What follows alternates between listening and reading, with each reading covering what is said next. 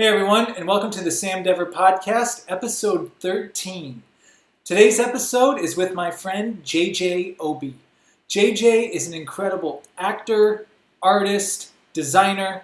Honestly, when I think of JJ Obee, I just think art. JJ Obee is art, and she's really kind, really funny, just an amazing human being that I connected with here in the Los Angeles acting community, and I'm really looking forward to sharing this conversation we had together.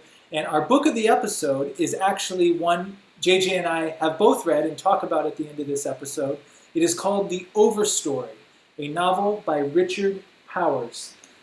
This is an incredible book. Honestly, I don't know if I've read a book that has this vivid of writing and character development. I won't give away the book, but it's literally like, as JJ mentioned on the podcast, it's like a Pulp Fiction movie. Reading it. So it's called The Overstory. It's a novel by Richard Powers, and it actually won the Pulitzer Prize. So definitely worth picking up. So with that being said, here is my conversation with JJ. JJ Obee, welcome to the Sam Dever Podcast. Hello. And now I'm thinking about lamb chop, as we were talking about that in the pre-meeting room just now. Lamb chop. Well, then there's this a song that never ends. Yeah, was that part of? Because did Lamb Chop sing the song that never ends, or was that Skidamarink Dinky Dink with like the elephants and stuff, or was there overlap there? Skidamarink doo, Skidamarink doo. I love you. I think that's a completely different genre outside of Lamb Chop. But it was a TV show, and I feel like they were on like the same lineup at the same like.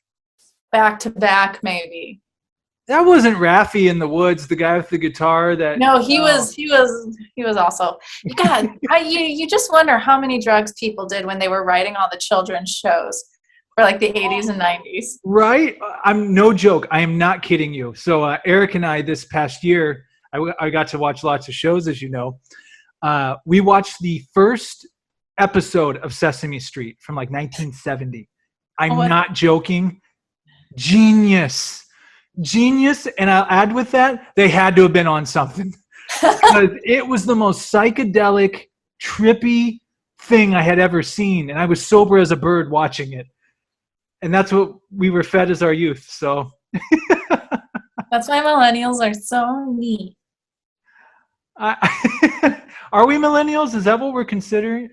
Yes, I think I'm right on the edge of millennial and elder millennial, but I feel like I relate more with the elder millennials because I had an older sister, and so I kind of like jumped onto her ness or whatever, her vibe earlier on in life.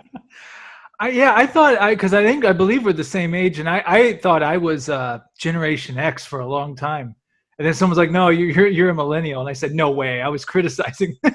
Yeah, I think the elder millennials. Yes, I will go with elder/senior millennial. That's the very real difference because it has to do with like when internet was inserted into your life. Because if you had some of your formative years without it, then that's more like the elder millennial, from what I understood, versus like if you kind of always had it. Or you had it from a pretty young-ish age. I don't know. I think that's where that line kind of is. And what is today? I don't even know what comes after millennial. I mean, what is it then? Then it's Gen Z. Gen Z. Yeah, I really like Gen Z. I feel like this might be Jay-Z. Like, Jay-Z and Gen Z doing a matchup. I feel like people always love to like poop on the generation below them. I know, yeah. But I'm really pretty thrilled with a lot of what Gen Z is doing, and I think so much of it comes from them just having more data points to see things and be like, shit's fucked up, man. More points of reference, more perspectives, probably. Yeah. That's maybe where social media obviously is a gift and a curse. It can be terrible, but it can also be beautiful at the same time. Yeah. In terms of connecting you and exposing you to bunches of different things. I never thought, wow. I'm going to have to marinate on that later here. Well, I'm really thrilled to have you on because this has been a year in the making. This turtleneck, this purple turtleneck, I bought specifically last fall when we were going to do this and talked about it. And then I got hurt. And then, it wasn't happening. But we're here now. And I just want to say you've been an amazing support throughout this whole year. This is actually your horse drawing behind me. That's at my spiritual death station here. Nice. So when I think of JJ Obee, I mean, it's almost like a Salvador Dali. Where would Salvador Dali say? He's like, I am drugs. Like JJ Obee is art. That's how. Like even your background. Why should I have been surprised? Why would I even be surprised at that? Because that's not a green screen, right? That's like something. No, this is my bedroom wall, because when I moved in to this house, it was a family's house beforehand. And we were walking they decided to rent it once they got a different house. And it was lime green, just so lime green. And like even the ceilings were lime green. And so I was just like, is it okay if I paint it? And she was like, if it's a nice color. So like, I guess I just like when I move out eventually, I'll just have to paint over this. But I've been thinking about doing a new mural somewhat soon, because after like a couple years of just being in your room for 2 years, I'm ready to look at something else, even though I still kind of love my lily pads, but And you hand painted those? Mm-hmm. Wow. Yeah. It's like your whole, I mean, we don't have to do a tour, but it's like, is that just one wall or is the whole entire? Like, I don't know if you can see, there's like, it's a whole big wall. Whoa. It goes all up there too. Whoa. My self-tape set up, and it's kind of, you can see all my crap all over. Woo. Oh, well, so obviously art runs in your blood, and having talks with you. And before we get into, I mean, we met in LA at Playhouse West through the acting community, which was awesome. But sounds like you've been doing art for quite a long time, even before Los Angeles. So for me, our audience, and even my own education, could you take me on your journey, artistic journey, rather? My art journey. I won my first coloring contest in kindergarten. That's nice.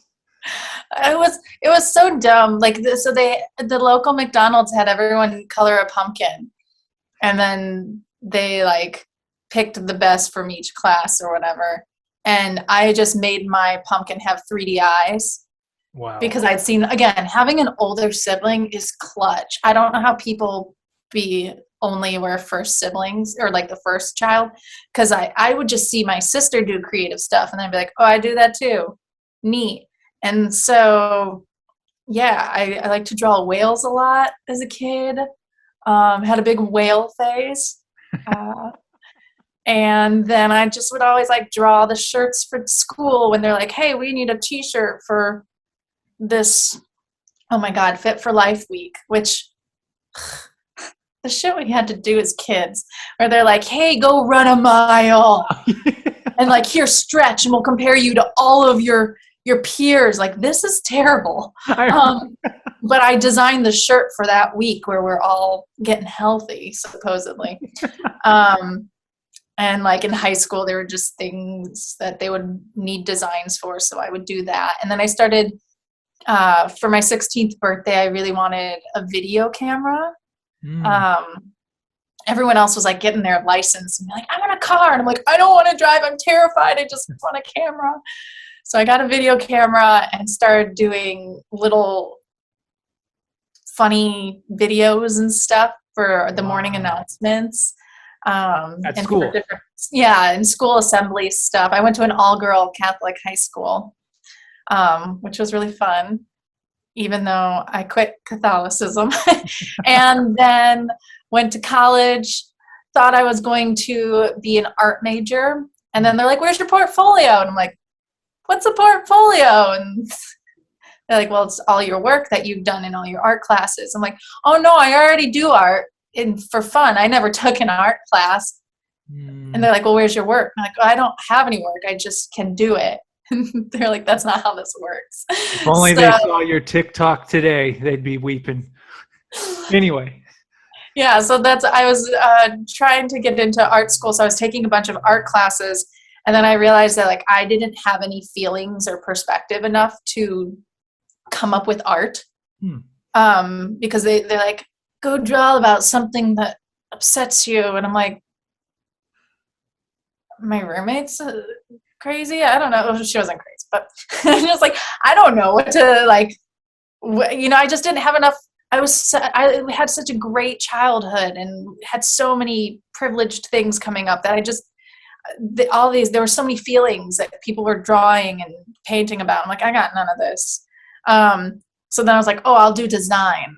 And I actually didn't get into our graphic design school because they only accepted like 20 people a year. And I went to Ohio State, which is like the biggest university at that time in the United States. So then I went and did landscape architecture, not fully knowing what it was until I got in, which ended up being amazing because it's design mixed with environmentalism, mixed with like community building type stuff. So I did landscape architecture undergrad, and then I went and worked in landscape architecture and designed playscapes and community rec centers and rooftop gardens for offices and campuses for colleges and so many things. And then I was also doing musicals when I was doing this on the side. And then I hit 30 years old and was like, I always thought I'd be an actor, and I'm not. I think I'm going to quit everything and move to LA and do that now. Wow. So, okay. Surprise. Yeah, that's 30 was the age I came out here too. 31. So when the landscape design, were you like the head designer on that? Like you would get a client and they say, hey, make this look cool. And then you would just visualize whatever needed to go and then bring it to fruition. Is that pretty much, I mean, that's a terrible way. Yeah, it didn't start that way because especially like in architecture, it's very well known that you're just going to do like crap work for a while at the beginning. But I got into a really awesome firm.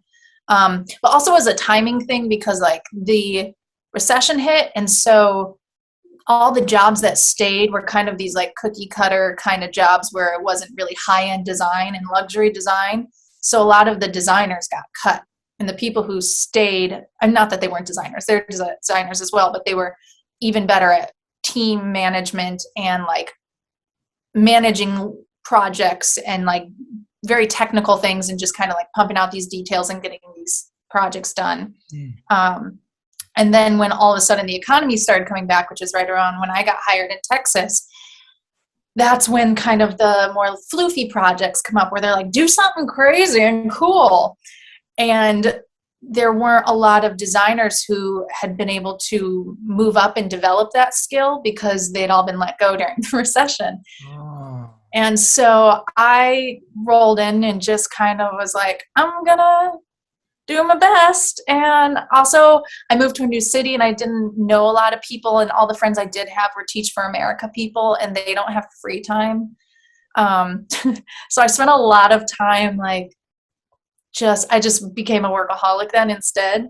Or I would go to nurseries and learn all the plants in Texas so that I could be better at plants because I was so worried I wasn't going to know the Texas plants, which was like such a silly anxiety. And then it turned out I ended up knowing the plants. I was one of the most knowledgeable plant people in our office as well, which I didn't realize. I was like, oh, I assumed everyone did this homework.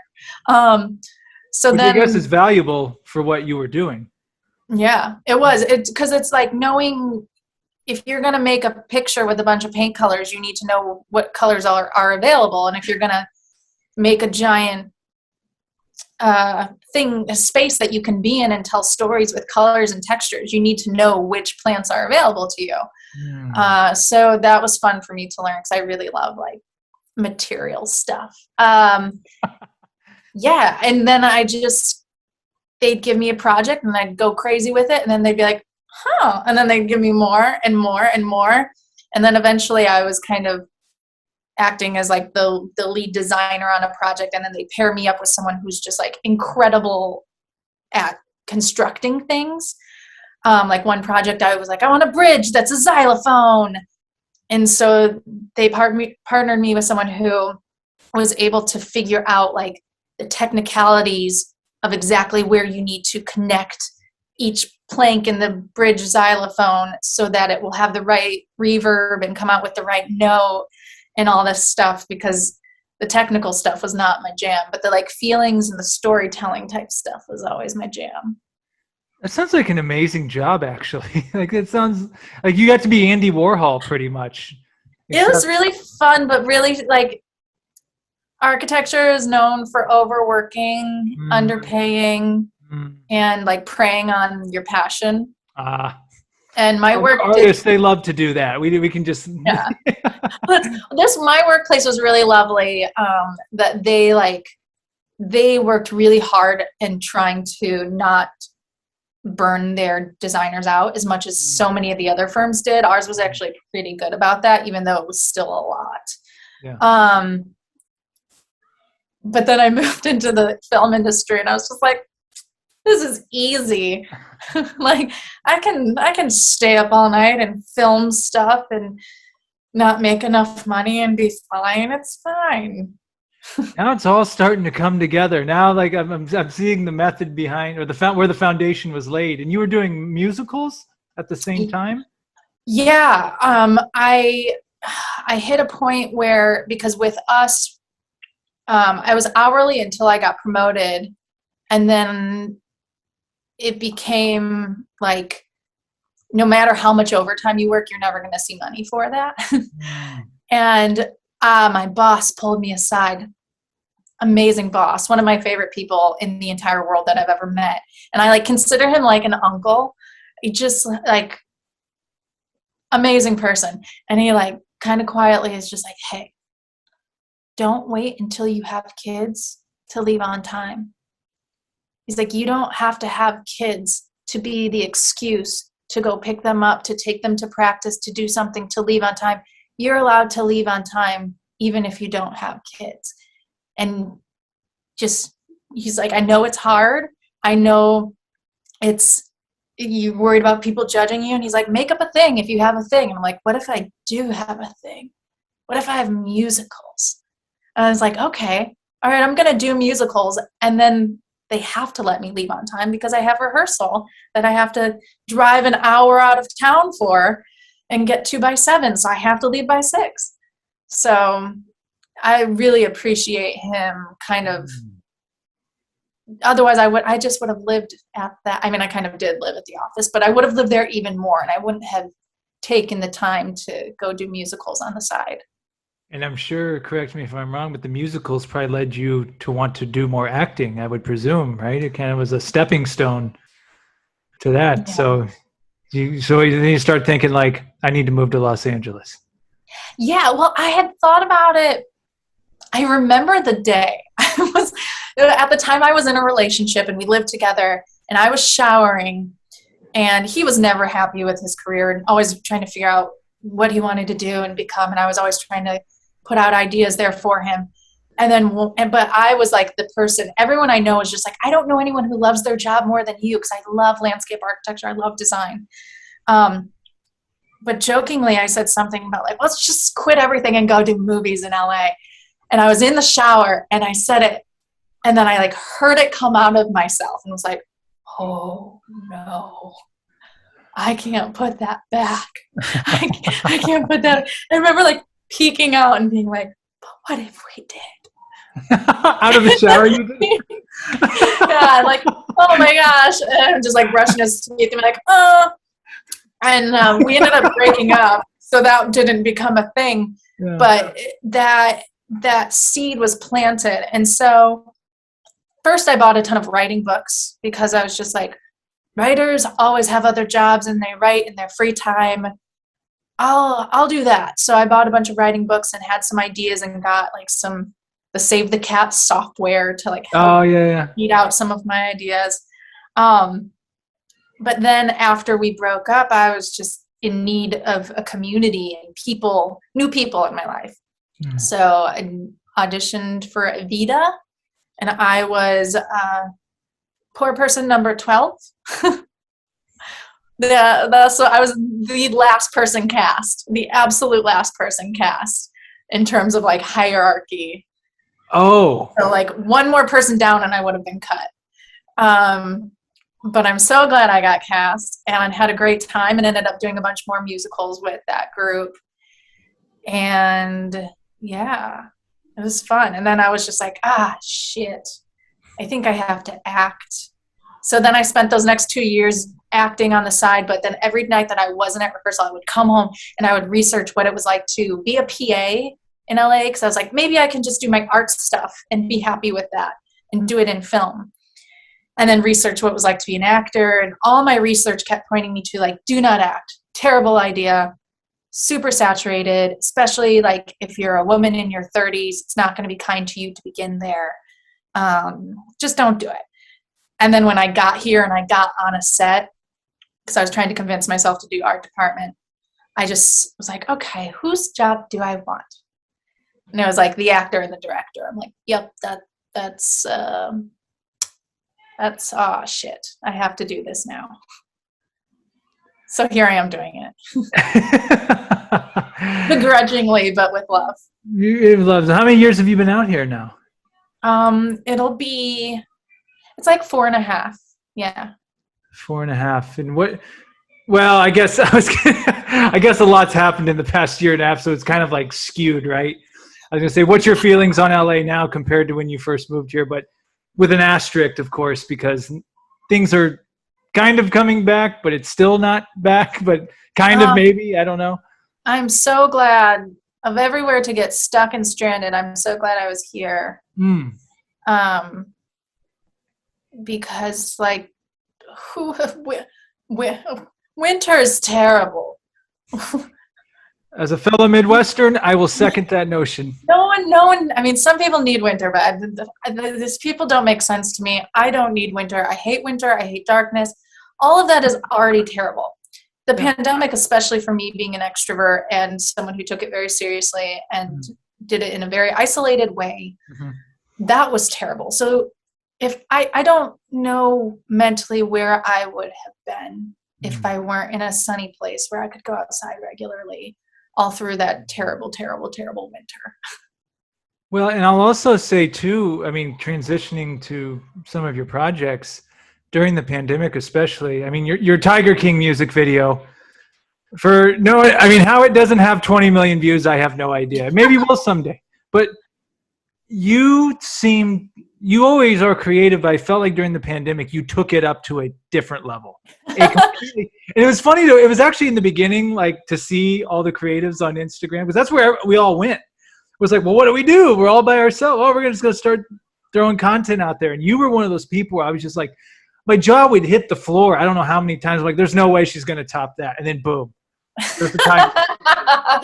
And then there was the Taco Bell, like the Taco Bell one with the thing, and then the blue dog. And it was a weird time, like you just, at the beginning, I was in love with the whole concept of everything shutting down because I was burning myself out.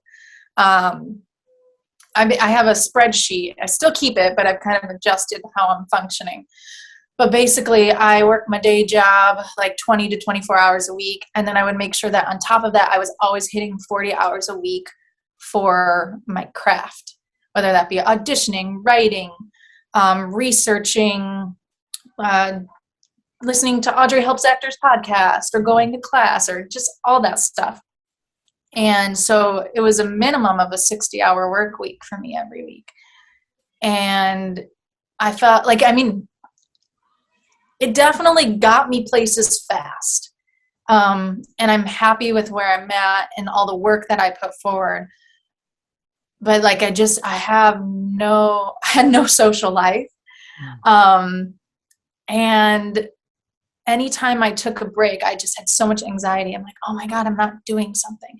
So when everything shut down, and this is right before pandemic, I would just sit in my car and I would almost literally cry over the fact that Hermione's time turner didn't exist because I just wanted one so bad. I just wanted to stop time, make everyone go to sleep, let me get shit done. and then wake up and like feel fresh. And then But the whole world you shut caused down. this. I know, that's what initially I was like, oh my God, I did wish for The this. universe is like, I did. okay. Yeah, I wished for something impossible, and then it happened, and I was like,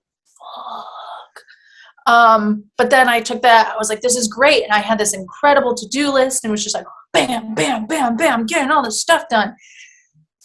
And then as it became clear that like, oh, we're not coming out of this, and you won't get a hug for who knows how many months. Like, oh, okay, now I'm not okay with this. And so I slowed up for sure for a while, and then comedy just became my coping mechanism. And it was the only thing I had where I was like, I feel like I'm like my industry's paused. I don't want this. How do I keep going? So yeah, it was just making little comedy bits. Do you feel it took you, even though I know it was uncomfortable and emotionally painful, obviously, but do you think in some way though it took you to a different level in your comedy and skill sets and just your creativity? I think I had the time to do things I didn't have the time to do before, because so much of me, and like I feel that now I'm falling back into, I'm really focusing on, like I just signed up for a new class and I'm taking other classes and I have all these commercial auditions, which I love. I'm so happy for all this stuff pouring in, but none of that is creation of stuff for people, which is why I haven't been doing as much comedy as I'd like to lately, because I just don't have time, because I'm doing all the like education and audition, all the stuff that no one sees, but is a ton of work. And so I think that without that going on, I didn't have any other option but to make the comedy. So I don't know that it like changed my game face so much as it was just like it changed. I just played a different game because yeah, I don't know how to chill out. I totally can relate to a lot of what you said in my own way. And congrats on your recent commercial too that I saw. Oh, thank you. The nasal strips? Yeah. Yeah.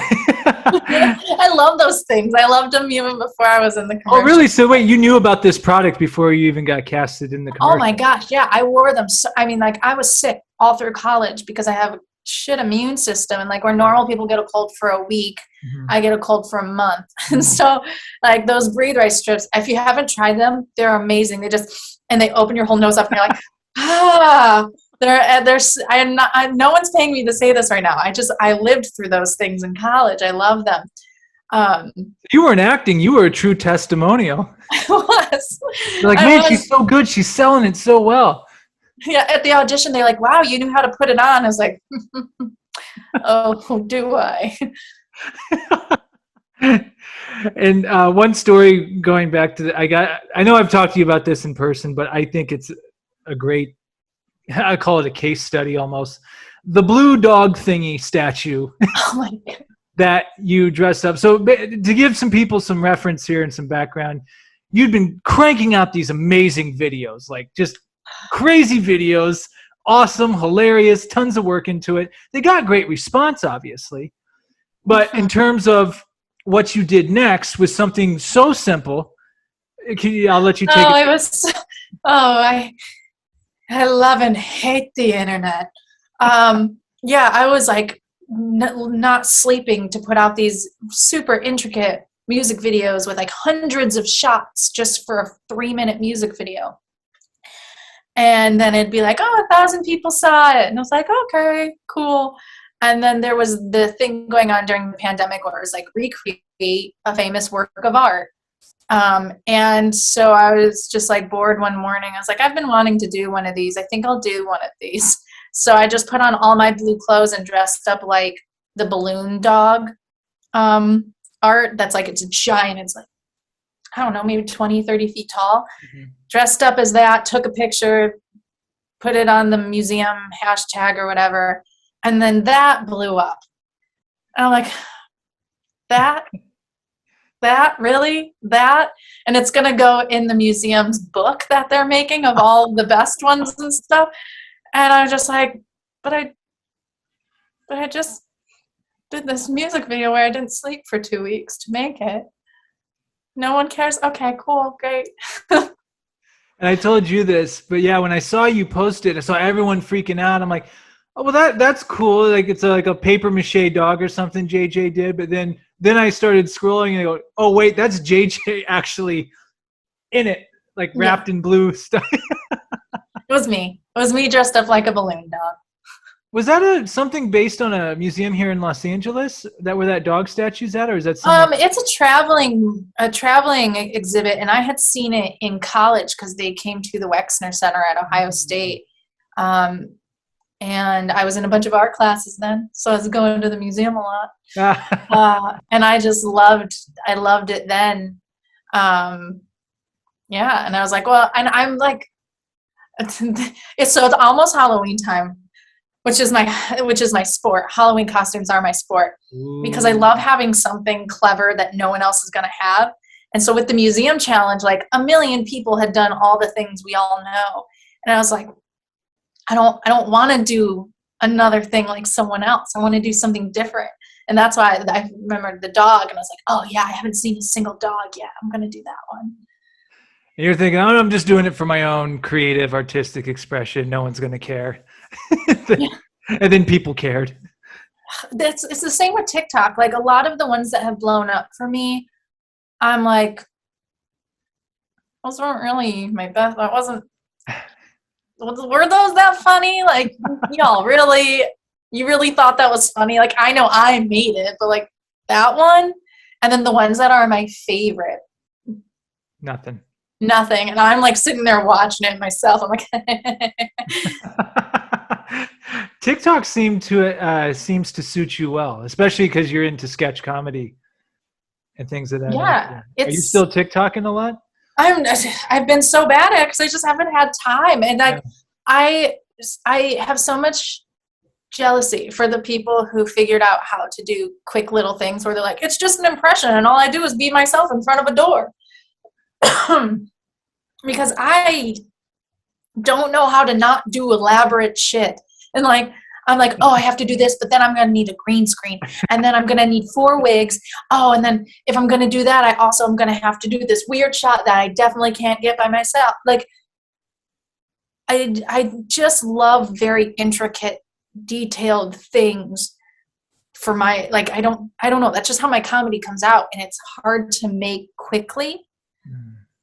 So yeah, I just haven't had enough time to like sit down. Although the other day, my poor roommates, they like walk out and I'm just like wandering the house dressed as a tampon, looking for my phone so I can shoot me dressed as a tampon. This was and recently. And they're just like, we never know what you're going to be dressed as. Like I come out in 4 different wigs in a day and they're just like, okay, all right, cool.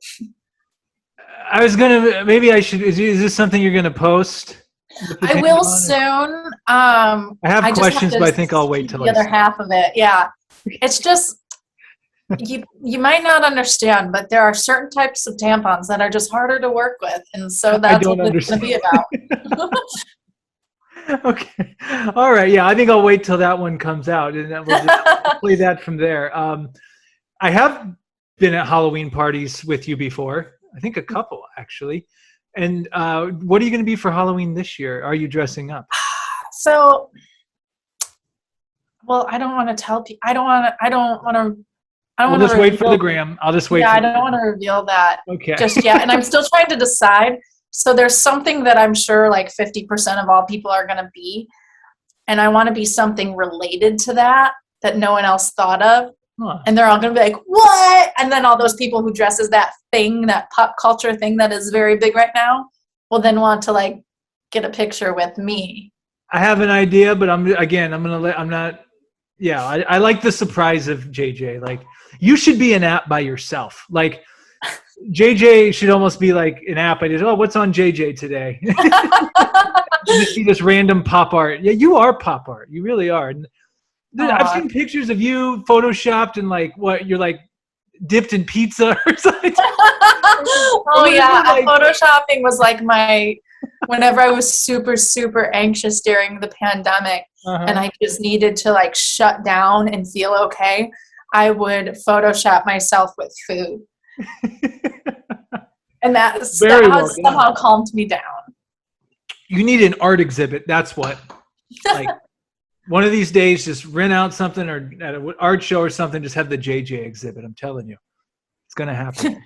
I like the idea of like doing it guerrilla style, like printing like 4 little canvases that I have and putting those command strips on the back or something, and like going to a restaurant, and then when no one's looking, just hanging them up in your booth. Mm-hmm. And then when you leave, you're like, got him.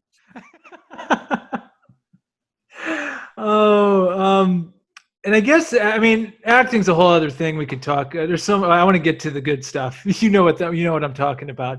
But acting, what is, I guess with all, I mean, you sing, you do landscaping, you know a lot about plants, you do pop art. So you do so many different artistic things. Where does acting fall on the spectrum for you? Is it just another outlet for you? Is it higher above some of these things, or what is it to you? Right now, it's the main outlet. Putting a lot of eggs in this basket, a lot of time and a lot of money and resources. Acting's expensive to pursue. Yeah. Not no one, but like a lot of people I don't think that's fully processed when it's like anyone can be an actor. And you're like, hey, you have to train, you have to have all of these tools, you have to have like thousands and thousands of dollars. So there are parts of me that was just like, oh, I can't believe I was 30 when I moved here to do this. But like, I also see so many kids that we're in class with, and not kids, but like 18, 19, 20-year-olds who are working 3 jobs to pay for class. Mm-hmm. And then they have to miss class because they have to go to that job even though they paid for it, or they have to drop out, or they can only do like this one class at a time. And it's just such a slower pace to building up that momentum. And so even though sometimes I'm like, oh, why didn't I come out sooner? I'm just like, nah, I think LA might have eaten baby JJ.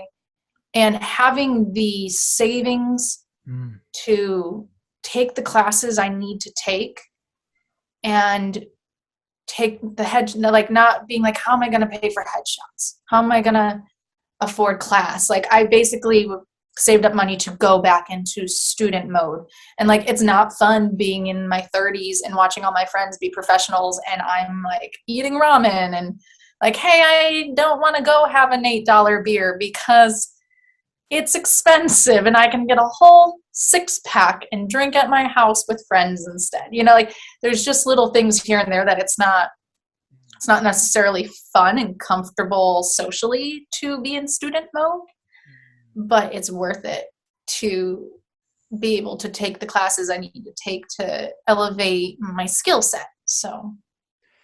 Yeah. And you said that wonderfully. And I was talking to a few other people on this podcast whom you know, and one thing I said, like when I came out here, I didn't understand. It's like maybe I knew somewhat. Okay, you go to acting school, and then what? You just start auditioning for shit, like. But it's like no, you. There's lots of process to this. You know, first of all, you got to train and get good first and foremost, because if you're not good, it doesn't matter. Doesn't even matter if you do have a connection and get a shot. You're going to blow it if you're not good.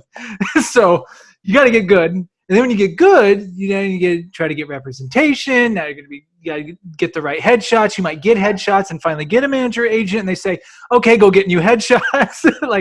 And then you got to keep training. So I think I applaud you for your dedication.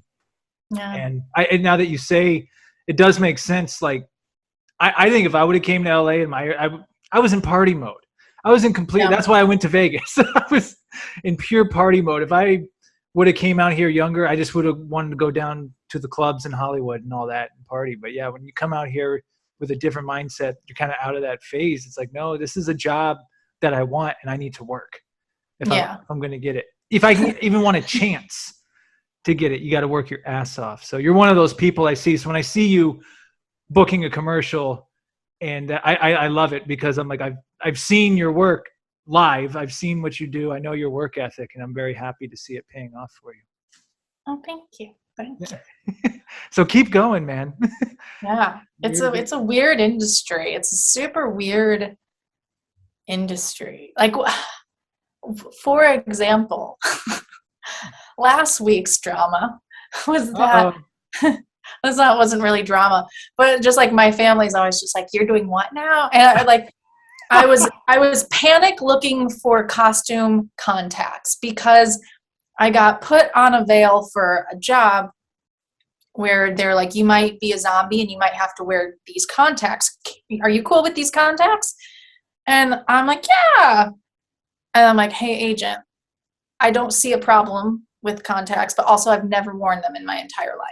So like, I don't want to be the person who potentially could get on set and then be a giant problem and pain in their butt because I'm having some reaction, or they're like, here, you got to go put these in. And I'm like, YouTube, how to put it, like I didn't know. And so I was like, okay, I'm going to try to find a costume pair. Didn't know this past year that they stopped letting you buy costume pairs. So then I'm like, okay, talking to my little brother, like, hey, can I come get a pair of your contacts to try putting in? And then people being like, is that dangerous? I'm like, well, if I'm only wearing them for like 10, 15 minutes, it's not like it's going to screw up my eye. And then the internet's like, you could scrape your eye if it's the wrong eyeball shape for your and I'm like, okay. So then I go and do an out-of-pocket eye exam, which is a pretty penny, and get fitted for contacts. And then they give me a pair finally that I can take home and play with. And it's like, okay, yeah, it's fine. But it was just it was like so much running around and and those are the things that like no one ever talks about.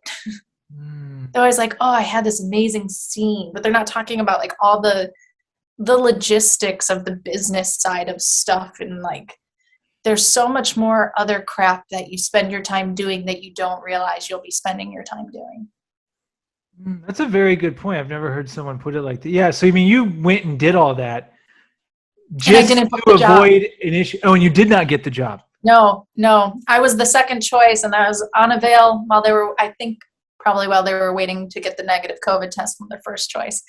And then they got it, and then they released me, which is how it goes, which is fine. And for future things, now I know I can wear contacts.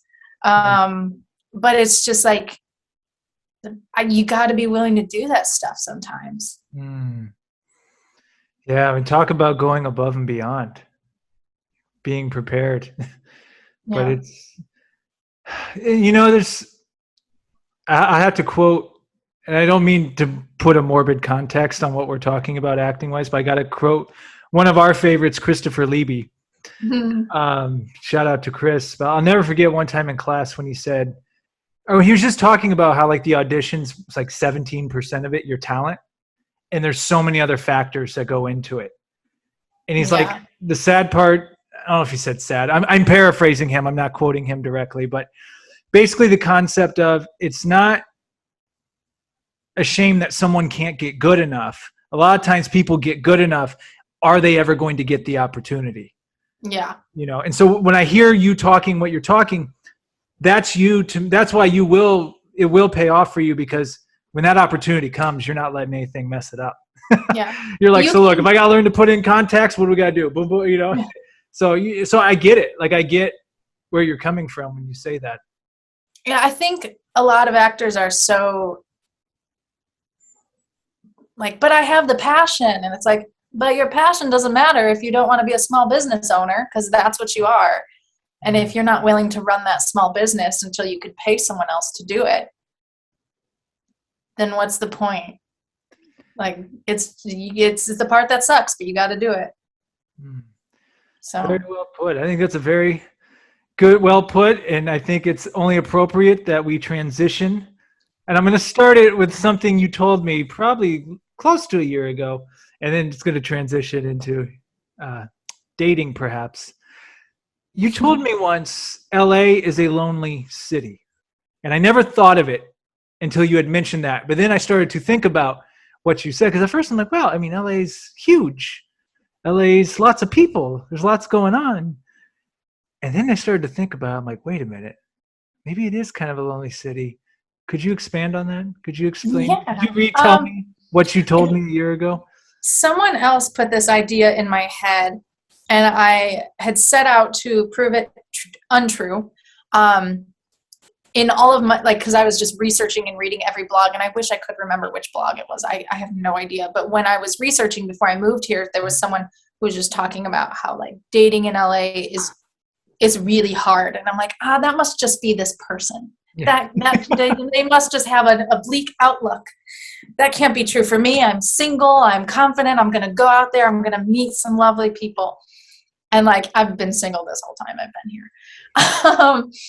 And it really, I wanted to prove her wrong and I couldn't. And I think it's lonely partially because it's such a car city. You drive everywhere. So depending on where you're driving to and from, that's when you can meet people. But like, you're not just going to, it's not like New York or Chicago or something where you're just going to meet people on the street unless you're doing that. So that's like that very basic concept makes it lonely. And then I think also just like there's so many people who are just grinding and trying to make it happen, myself included. That's why like I didn't have a social life. I didn't have a dating life unless it was someone who somehow snuck in by like someone I was hanging out with a lot, that we were in acting class, you know, and then kind of turns into a fling just by default of closeness. And it's just really hard to meet people when you're so focused on, it's just very competitive. And it's like how athletes don't have time to date. Because it's a very similar grueling experience. And then that's why they just stock those rooms full of condoms at the Olympics at the end, because everyone's just like, ha, you know? Do they really do that? Well, they do, except they didn't do it this past year because of COVID. They're like, we don't want to encourage all the touching. So, but at past Olympics, you're telling me that they put contraceptives in. Wow, I did not know that. Because they've all been like so focused on this thing, and then it's this final like release. And then that closing ceremony, just everything gets crazy. Olympics are here in 2028, baby. Get ready. I thought, oh my gosh, so they were ending. I was like, I can't wait. And then I was like, oh wait, I'm not going to be this like super young, and I'm not super young, but like I'm going to be like 8 years older than I am right now. I hope I'm not like I will be too. Single and ready to flirt with everyone. I'm like, I hope I'm not still single by then. Oh no. But I was like so excited about this idea of meeting all these people from all over the world.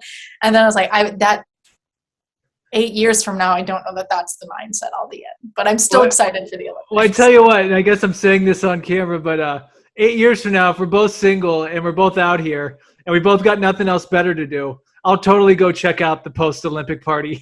I'll be like, I love sports with a Z. Sorry, I got you. I got us off track. No, you're good. Yeah, and then I think it's just like this city. I feel like people, when you meet someone, like people move in together really quickly in this city. And kind of like get dependent. Yeah, it's so expensive that like couples live together a lot sooner, I think.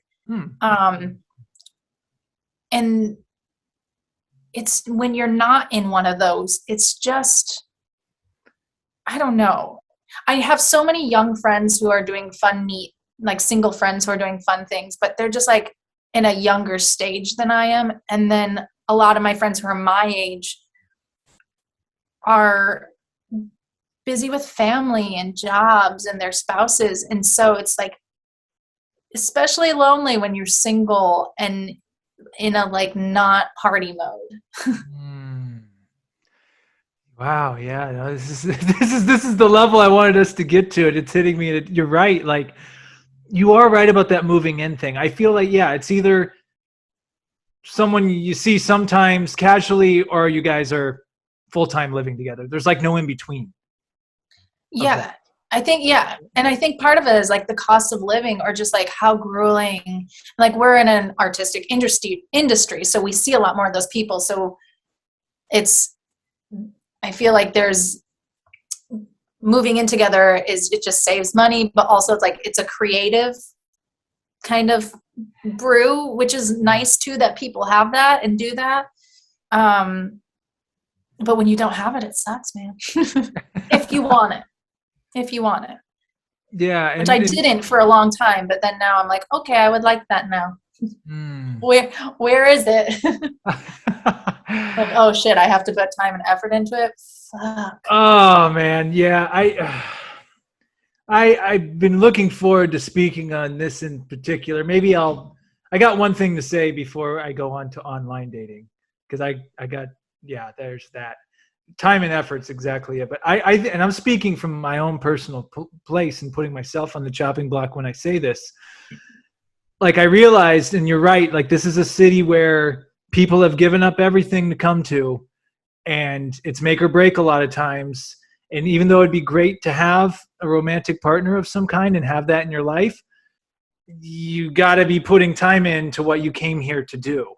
And I know pre-pandemic, especially, you know, working full-time, doing Playhouse West, which is another full-time. Anyone who went there knows that, which is great. But, you know, you're looking on the other end, like, my appeal to someone that's not into that, that's going to be a turnoff. And I get it. Like, I totally understand that. Like, why, you know, every time they say, hey, do you want to meet up? I'm like, oh, no, I got to rehearse. Or, well, how about Tuesday night? I'm like, oh, yeah, no, we got to rehearse again. You know? Or the times where you don't have to rehearse and you do have an open night, but then you get an audition and you have to cancel. And that's like, people say that actors are flaky, but we're not. We don't control our schedules. Like, we don't know when something's going to pop up. And also, when you're using your emotions to do your job, you don't know how much it's going to take out of you. And so, like, I don't think there's anything wrong. I hate when people flake, but I don't think there's anything wrong with saying, like, I really don't know if I can commit to this until, like, day of. Yeah. And that's where I'm kind of at because of that. Yeah, no, I totally get it. And I, excuse me, recently rejoined the online dating community for a brief moment of time. And I went all in. Like, I said, you know, because at first I got back on, I'm like, oh, this is stupid. But I'm like, you know what? No. Create great profiles. I went on the 3 major ones: Hinge, Tinder, Bumble. I paid for premium accounts on all 3. I don't know how it is for women, but guys, you know, I haven't done it, but I've heard, like, a lot of the guys I know do. It's definitely worth doing if you really want to take it seriously. And I met some cool people, and it was cool interactions, but I think you had told me it is exhausting. Like, my brain felt like I had taken 3 SATs and read a whole bunch of, and it was just like, I just got tired. And you just get tired of just constantly the same conversations over and over and over again. And I just got to the point, and I got off, because I'm just like, what am I doing? Like, what am I chasing here? And I took a casual approach to it, but I think it's one of those things, like, you either got to be on them or you're not, because you really have to be putting in effort if you really want to build something with someone to take it offline on there. So I guess I'm just opening up the conversation to online dating in general. I think the best analogy that I have for it is when COVID got really, really bad, my household said, we're not doing grocery stores at this point because it's just not worth it. So we're going to do the order it and then go and pick it up and then put it in your trunk thing. Oh, okay. Yeah. And I know some people can just make a list of the things that they need. I don't function that way. I need to, like, see things. That's why I like to actually go grocery shopping, because I like to get different things, or I like to kind of see stuff, like, oh, maybe I want that, maybe I want that. And so making my grocery list the first time, both of my roommates were, like, done in an hour, because we were all going to order it together, so only one person had to go. And it took me 3 days. I was just like, guys, order without me. Like, it was one of the most anxiety-ridden activities for me, because usually you walk through an aisle, you see thousands of products, you pick out the, like, 3 you need. You can just scan, pick. To have to go through that aisle one item by one item at a time and figure out which ones I needed, it was so inefficient compared to normal shopping. And that's the same with dating. You go into a bar, you're like, wow, I see 3 people here that do it for my pretty bits, you know? And I'm going to go talk to those 3 and see if their personalities don't suck. and you talk to them, you kind of figure out which one. With the dating app, you're going through one at a time. And that's, I think, partially why it's so exhausting. And then the other reason is because like people aren't that original. And I can only talk about the like 10 introductory things with someone so many times. Like, what do you do? Where are you from? How long have you been here? How's your day? Like, don't fucking ask me how my day is. Like, we have a better question, you know? I'm laughing because I've heard it all and done it all. That's yeah. So I just have copy paste responses, or like, honestly, I'll just have a couple back and forth and I'm like, let's just do a quick Zoom chat. Like, I can tell in 5 minutes if I'm interested in you and meeting up with you or not. I don't need to sit here and pen pal with you and send you my saved auto responses to all this boring shit.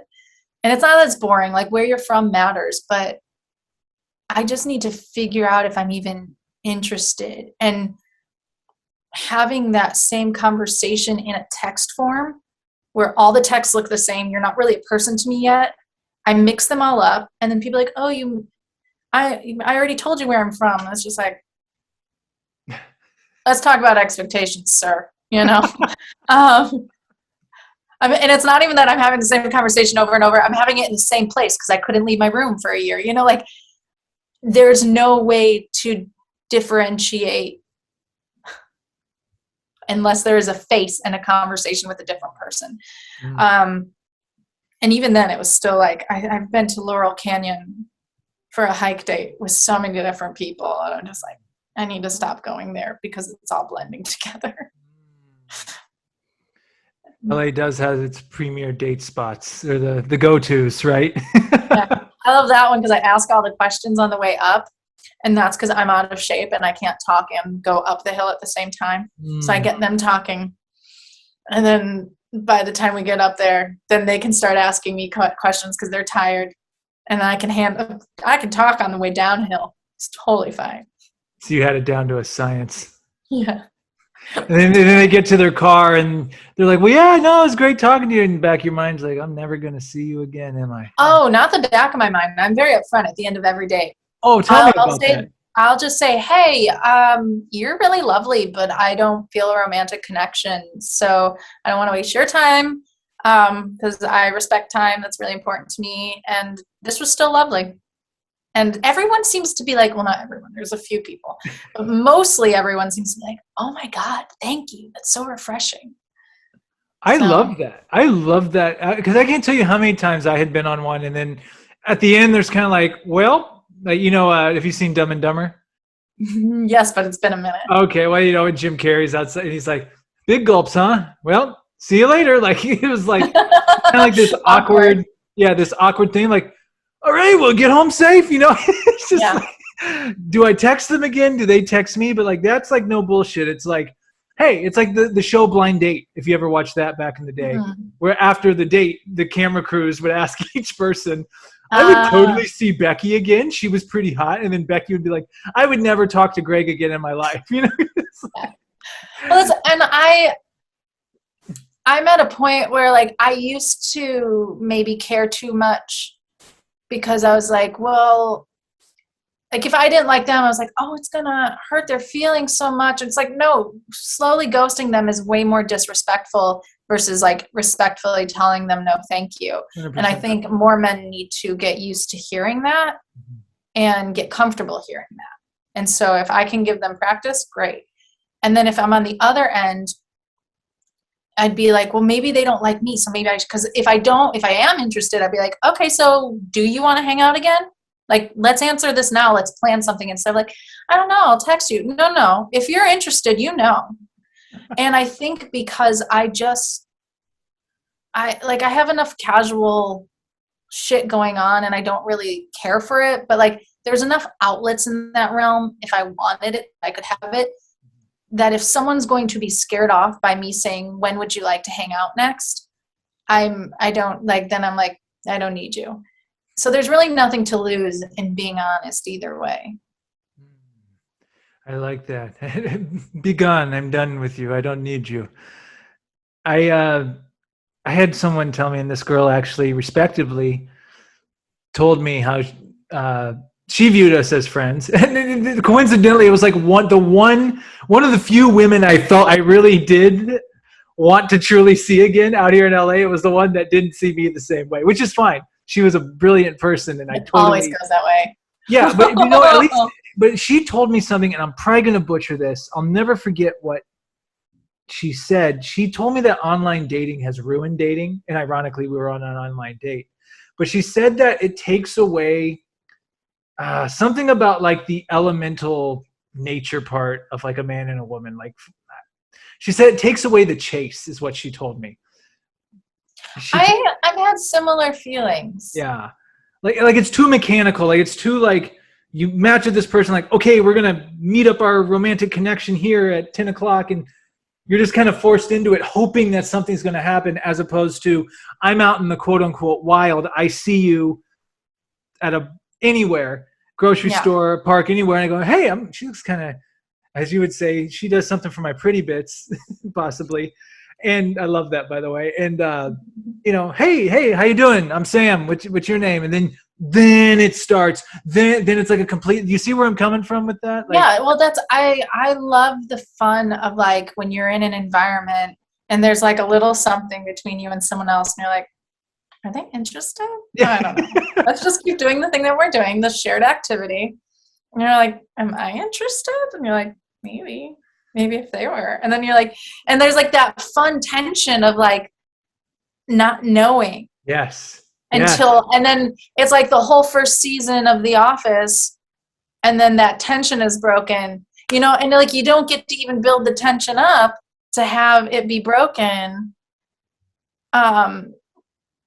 So it is missing like some fun stuff that I like. I don't think it's ruined dating. I think it's just changing it, because I think there were so many people who didn't even get to have those moments because they weren't. And like me, when I was in landscape architecture, I was seeing the exact same people at work all the time. I was never going to meet someone new at work that I could date.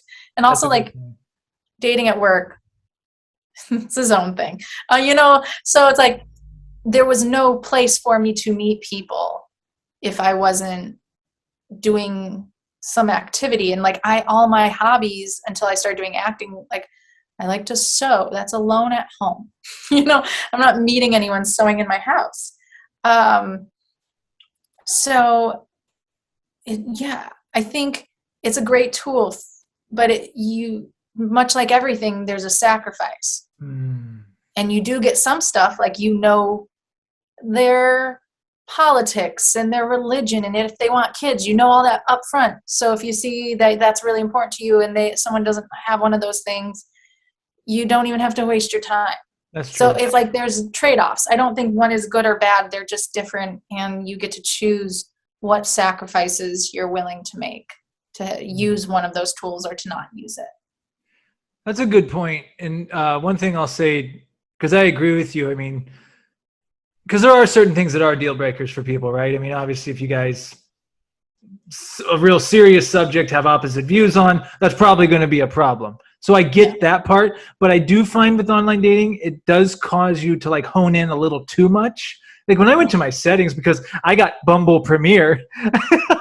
So you get to set all the settings. Oh, dude, I did travel mode. I did it all. Like Sam Dever did a tour. I was in Vegas. I was in Ventura, Santa Barbara, Orange County. Just my little about thing profile went all over the place. And I feel you can hone in a little too much. And what I mean by this is, like, say, for example, little things like, I don't know, someone's into football and I like soccer. This may be a stupid example, but you look at that on the surface, you're like, oh, well, they don't like soccer, so this is never going to work, F it.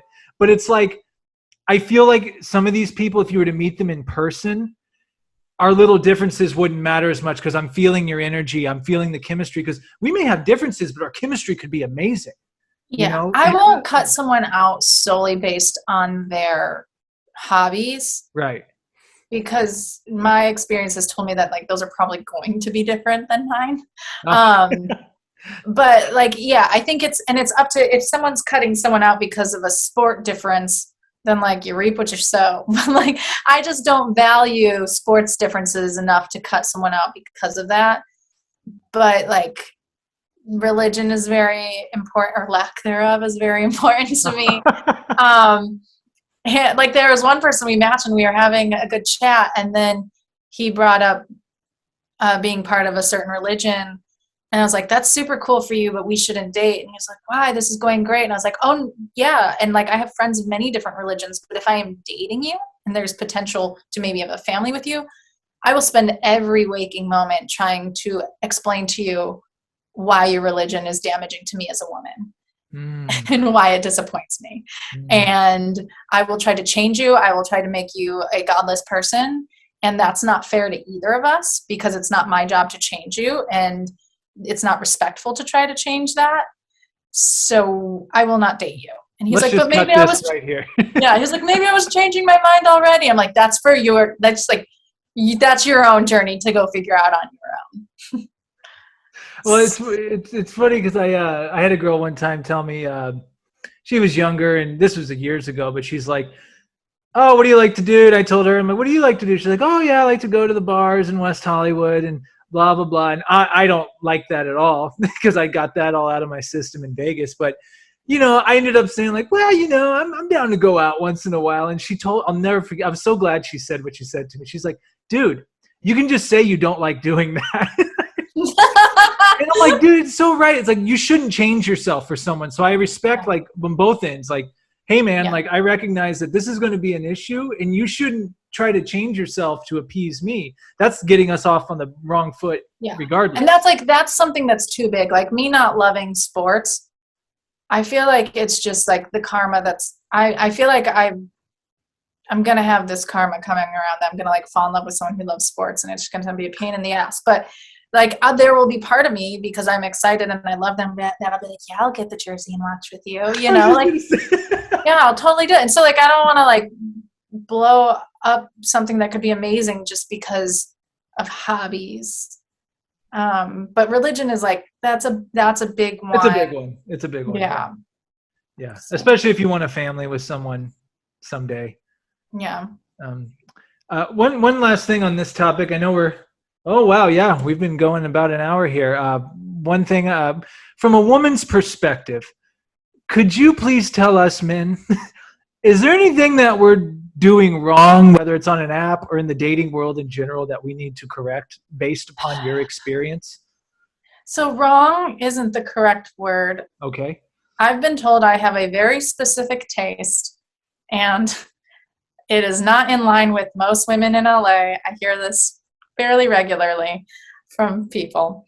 So like the things that drive me insane aren't necessarily things that'll drive other people insane. But also, like, why is everyone using the 2 truths and a lie prompt? That doesn't tell me anything about you except for that you can make lies up and you can brag. Like, it's not showing something worth showing. But at the same time, I'm so glad every time someone finds that they value that, and they think telling you who they know, or like when they put a picture of them with like, when every other picture is them with another famous person, I'm like, it's like, I'm so glad this person was themselves, so that I know that I don't need to waste another second on them. Like there are so many things I could tell people to be more appealing, but then they're not being themselves. So it's like, no, you should just straight up be yourself, so I don't waste my time on you if you suck, in my opinion, because I'm terrible. But yeah, I think it's just, there's so many people on there without confidence. And the number one thing I can say is like, hey guys, go get some fucking therapy, please. Like, we all deserve it. You boys deserve it. We women deserve it. Find a place with a sliding scale and get some therapy. And on that note, yeah.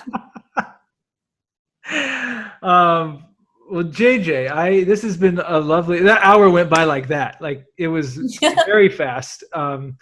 Thank you so much for doing this. If you got like a couple minutes, we both did read the Overstory. It's going to be the book of the episode. Woo-hoo. Based upon that. What did you think of it now that we can talk about it, since we've both finished it? So like I think you might have said this, like some of the most vivid writing you've ever yeah, I super agree. Like they'd use a sentence and they'd use words that don't usually evoke smell, but somehow they'd evoke smell, or they'd use like sight words to evoke taste or something, like just some really incredible, vivid and intricate writing. Also, it was a book that made me feel like maybe I was too dumb to understand some of it, because I was just like, this is dense. This is very dense. And it was good, but I felt stupid reading it. And I'm like, I'm not a stupid person. And I quite like trees and this topic and a lot of things about the environment and yada, yada, yada. But it was just was written up here. So it was good, but it took me forever to get through. Yeah, no, it definitely, piggybacking off of that too, the character development really did it for me, aside from the vividness of it all, because like you're reading about all these random characters, spoiler alerts, you're reading about all these random characters. I'm like, where is this going? Yeah. But it's Love Actually style. What style? Love Actually style. What's Love Actually? Like Pulp Fiction style. Oh yeah, exactly. Very great. That is a great analogy. I'm going to put that. Yes, it is like a book, like the Pulp Fiction movie. Like you're like, what the hell is this? And then all of a sudden, like, oh, this person meets this person, and then they finally meet, and then at the end, whoa, it all tied in together. So I'm glad you went on that ride. Yeah, it was good. It was good. I'm glad I did too. And there was just like, having done landscape architecture, they mentioned so many trees that it was just like, my little plant nerd self was getting very happy about that. And I might have to inquire about your plant services in the future, because I was thinking of getting some plants eventually. Nice. They got the little mini pumpkins at Trader Joe's right now, so I may consider adding a couple of those first. But JJ, it's been a pleasure. It's so great to talk to you. You're just great energy. Where can the people find you and follow you and check out all your cool stuff? My Instagram and TikTok, and guys, I have a Twitter, but I only got that handle just so someone else wouldn't get it. I don't do shit on there. Well played. But apparently, like, if you do comedy and writing, you should be on there, and I'm not. I'm like, ugh. But it is at JJ_Obee. I should, yeah.